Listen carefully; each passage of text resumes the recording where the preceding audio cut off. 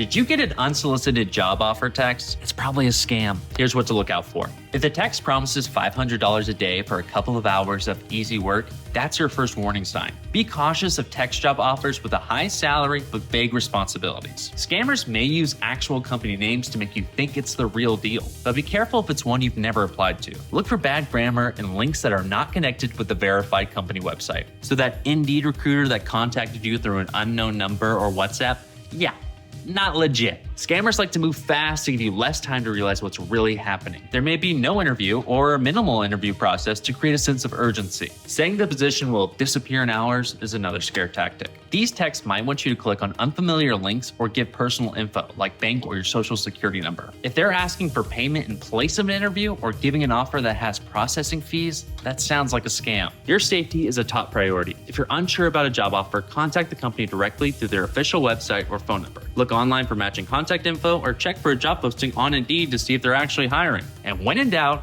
block and report. Let's write a resume using ChatGPT. Say you've been considering a pharmacy technician role. First thing, copy that link to the job post. Then use this prompt.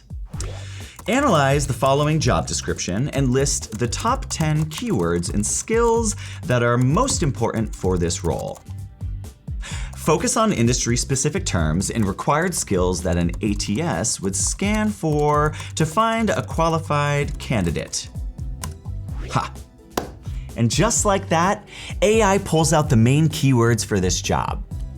These are the words that recruiters and applicant tracking systems are scanning for.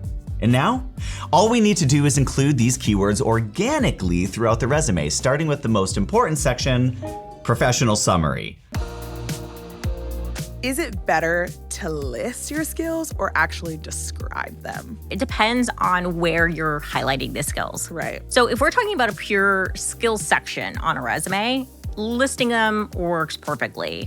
If you're including skills in your professional summary or your work experience, this is where you can describe them a little bit more. And so when you're doing that, you're adding context, not just to how you use the skill, but what were the results and the impact of using that skill. Right. And so that's what's really important. What's the most extra thing you've done to prepare for an interview? I know for me personally, I like to hype myself up, some hype up music, maybe go for a little jog around my apartment so I can get really prepared.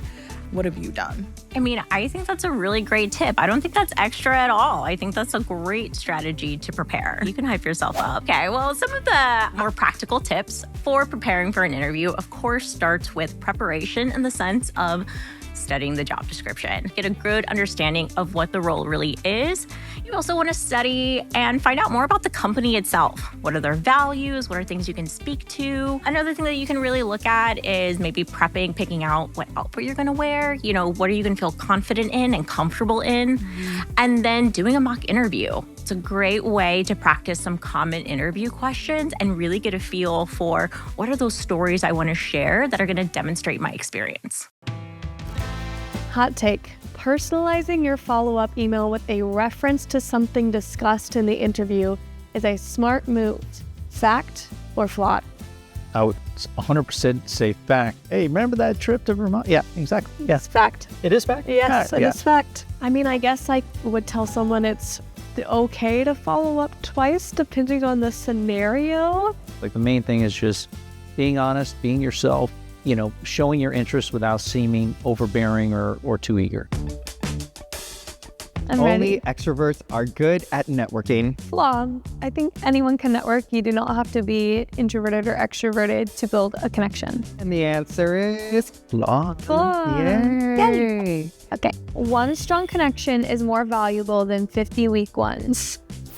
Fact. It goes back to like just being, you know, nurturing those relationships and just really building that connection with somebody. So it definitely takes too long. Fact. Correct. Ready for the last one? I'm ready. Okay. DMing someone out of the blue is unprofessional. Flaw. We talked about this. You're allowed to reach out if you keep things professional, keep things straight to the point, and are respectful of someone else's time. It's flawed. Okay, good. Yeah. Gold stars. Yay.